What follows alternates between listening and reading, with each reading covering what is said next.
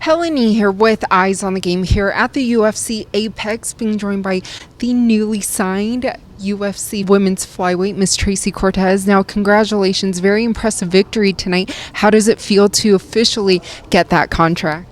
You know, I'm happy, but this is just the beginning. This is me in. Now I have to work to stay in, so I'm really excited to be here.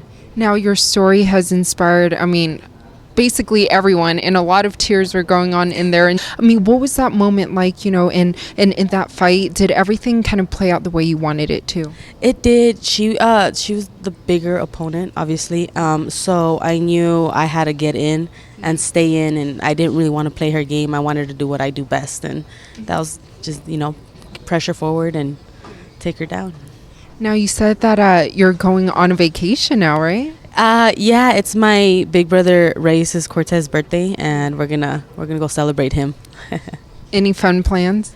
As of right now, I don't know, but he's my hype man, so I'm sure we have some fun coming up. Yeah, absolutely. And speaking of him being your hype man, for your UFC debut, who would you ideally like to fight?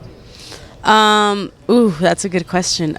You throw anyone at me, as long as my coaches agree, and I'm up for any new challenges, to be honest. Anything that gets me up in the rankings. So. And what about the current champion, Valentina Shevchenko? What do you think of her so far? I think she's a great champion. The way she handles herself and the way she carries herself is a true champion.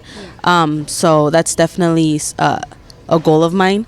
But right now, I give her so much respect for, being the flyweight champion. And what would you like to tell all your fans and your fans who will be anticipating your UFC debut? For all my fans that were my fans before the UFC, thank you so much, because even though we were small, they were loud and they supported me 100%. And I'm just so grateful to have loyal fans like that. And, thank you guys so much. And ideally for you, when would you like to make that debut?